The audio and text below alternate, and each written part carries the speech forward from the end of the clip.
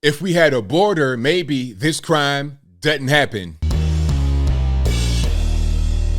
How's everybody doing? My name is Anthony Brian Logan, and today we got to talk about the case of a Texas man who shot his 5 neighbors over a dispute about him firing his gun in the backyard. It was a noise dispute. They're saying, hey, you stop shooting your gun in the backyard. It's too loud. He gets upset and he goes, shoots them, takes their lives. May they rest in peace, and prayers out to the families of those who have been injured and or lost.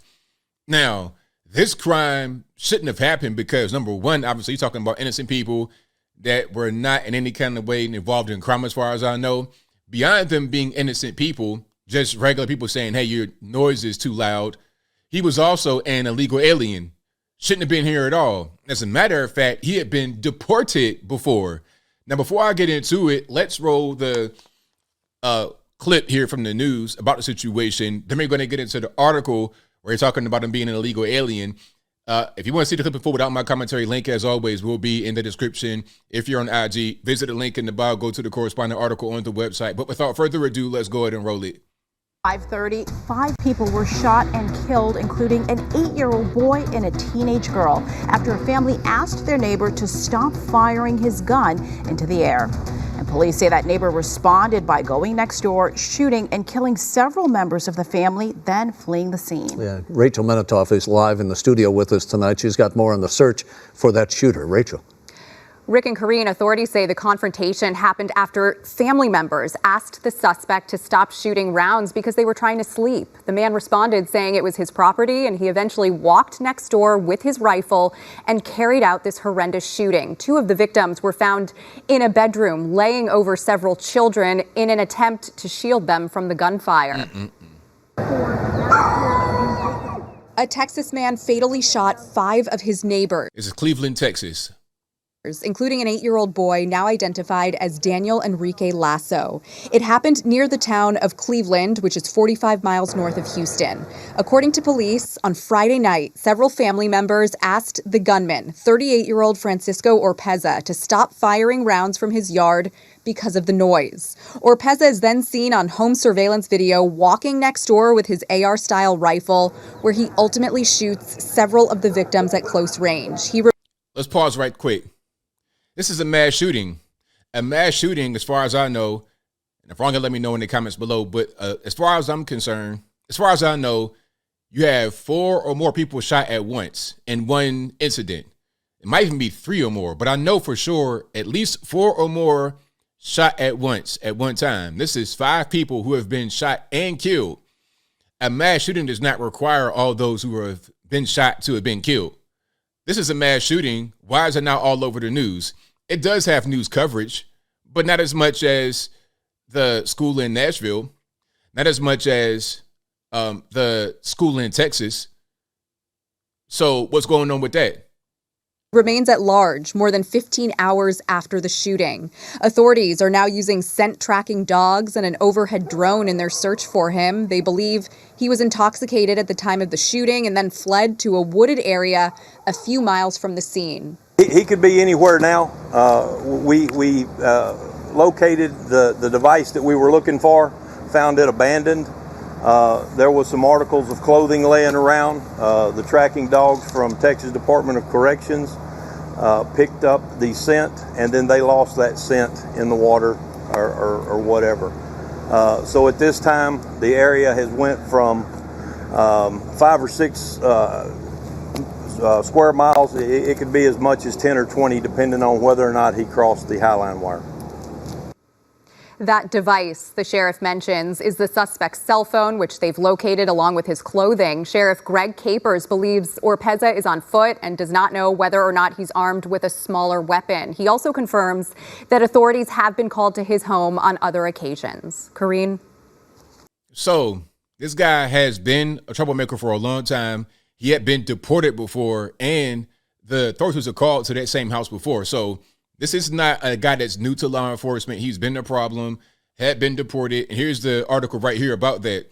Man accused of murdering 5 execution style was previously deported illegal immigrant, ICE says. Let's see some of the article right here. And of course, it'll be in the description box as well if you want to read it without my commentary. It says a shooter who allegedly murdered 5 individuals, including an 8-year-old, in execution-style killings Friday, immigrated to the U.S. illegally. An Immigration and Customs Enforcement ICE spokesperson confirmed to the Daily Caller News Foundation. The suspect, Mexican national Francisco Orpeza Perez Torres, 38, was previously ordered to be removed by an immigration judge on March 16th, 2009. So this is 14 years ago. This guy has been doing this, meaning causing trouble for a long time. You're here illegally, committing crimes, been deported, all that. ICE removed him on March 17th, 2009.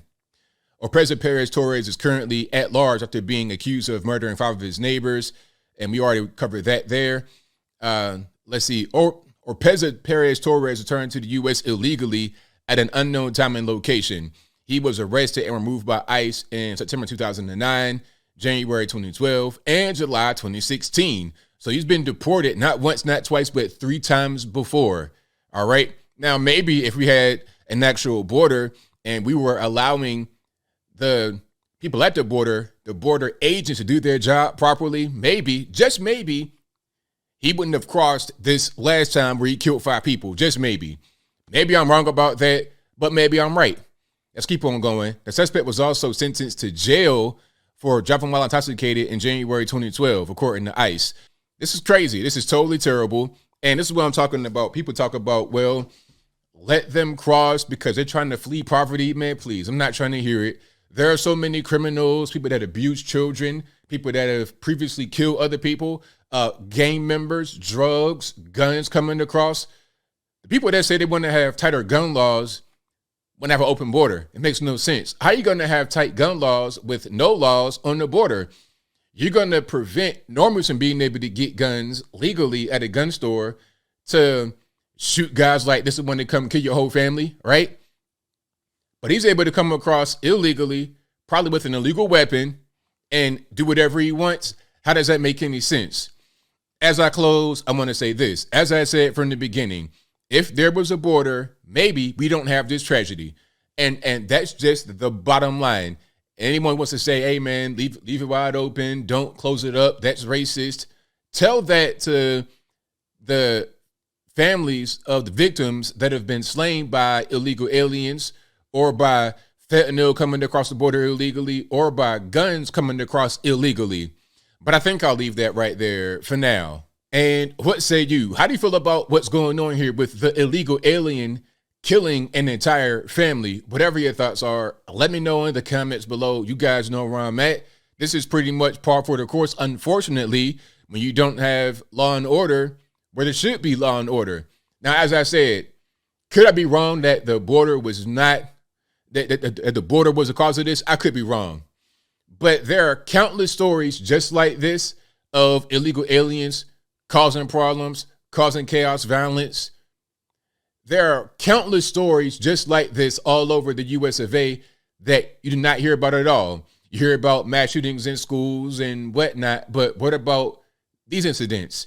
You don't hear much about it because it does not fit the narrative of gun grabbing and whatnot. How are you going to talk about gun grabbing when you have an illegal alien coming across that you guys in DC don't want to stop from coming over? But whatever your thoughts are, please let me know in the comments below. And that's all I got to say for this video. If you like what you heard, please comment, rate, share, and subscribe. Peace.